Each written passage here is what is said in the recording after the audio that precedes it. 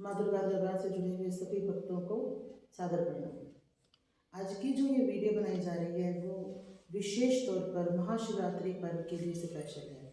कई भक्तों की रिक्वेस्ट आ रही थी कि माँ कैसे इस दिन हम पूजा करें कि हमारी जो पूजा है वो अच्छे से स्वीकार हो जाए, हमें क्या करना चाहिए क्या नहीं करना चाहिए।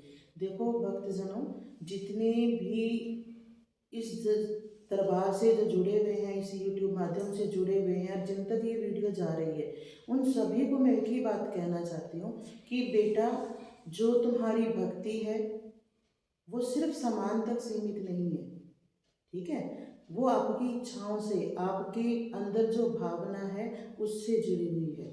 आप उसी के हिसाब से अपनी पूजा अर्चना करें।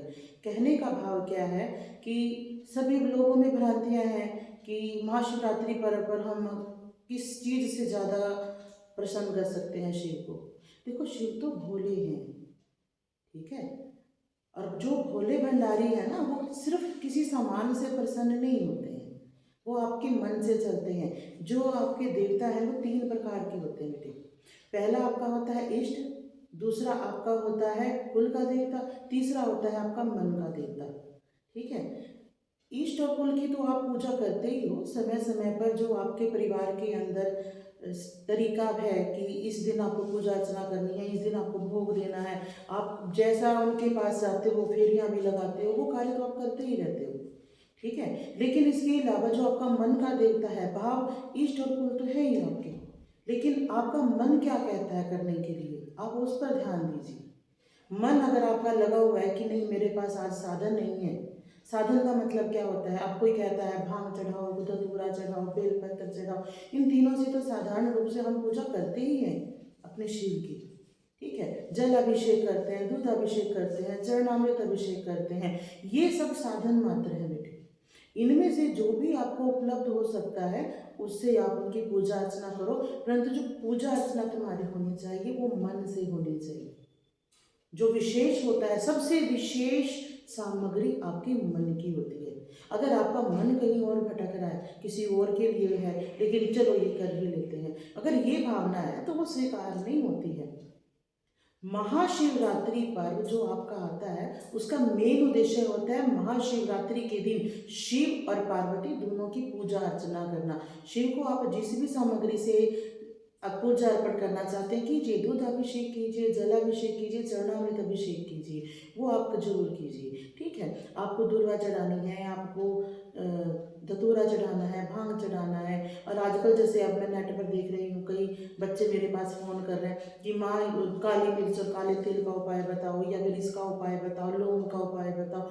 देखो, करना है आपकी इच्छा है, कर सकते हो। संकट किसी ना किसी माध्यम से तो कटते ही है, मैं किसी को बुरा नहीं बताती, ठीक है। लेकिन सबसे जरूरी चीज है शिव और पार्वती की पूजा करना। शिव को आप जो भी सामग्री है, भांग धतूरा है, बेलपत्र है, इससे जो कर सकते हो, चढ़ाना चाहते हो ये चढ़ाओ, बेल चढ़ाओ, जलाभिषेक करो, दूध अभिषेक करो, वो तो आप करो। साथ में माँ पार्वती की पूजा करो। माँ पार्वती को जो आप अर्पण करते हो, जैसे कि एक तो आपका नाल का धागा चढ़ता है, माँ पार्वती का जो श्रृंगार होता है वो साथ में जरूर दें, क्योंकि दोनों की ही पूजा होती है। हम सिर्फ एक को क्यों लेकर चल रहे हैं बेटा, दोनों एक दूसरे के बिना अधूरे हैं, ठीक है। वो उनकी अर्धांगिनी है, माँ पार्वती और शिव दोनों की पूजा पूरे मन के साथ करो, जिस भी सामग्री के साथ करो, ठीक है। अगर आप पूरे मन तन से पूजा अर्चना करते हैं तो सिर्फ जल अभिषेक भी करोगे तो भी आपका संपूर्ण माना जाएगा और वो आपको पूर्ण फलदायी नहीं होगा, ठीक है। सारी की सारी भावनाओं को, जो औरों के प्रति व्यभिचार है, किसी के प्रति द्वेष भावना है या कुछ और है, उन सबको छोड़कर और शिव की आराधना करो। शिव के साथ माँ पार्वती दोनों की पूजा अर्चना करो। इस दिन जो पूजा अर्चना आप कर सकते हो करो, और जितना हो सके इस दिन आप ओम पशुपतियाय नमः इस मंत्र का जाप करके पूजा अर्चना करो। आप मंदिर में बैठ के कर सकते हो तो मंदिर में बैठ के कर लो। अगर आपको लगता है मंदिर में भीड़ है, वहाँ नहीं बैठ सकते, आप घर आ जाओ। अगर कोई बच्चा ये कहता है कि जी मैं शिव मंदिर में नहीं जा सकता, क्योंकि कई हैं ऐसे जिनकी परिस्थितियां नहीं होती है शिव मंदिर के अंदर जाने की, कईयों के आसपास शिव मंदिर नहीं होते, घर में स्थापित कर रखा है, आप घर में भी चढ़ा सकते हैं। जलाभिषेक करो, दूध अभिषेक करो, जो आप करना चाहते हैं वो आप करो, ठीक है। उसके बाद घर में बैठकर किसी भी स्थान पर आप बैठकर ओम पशुपतियाय नमः का जाप करो। जितना ज़्यादा आप इस जाप को करोगे उतना ही ज़्यादा आपको फलदायी होगा।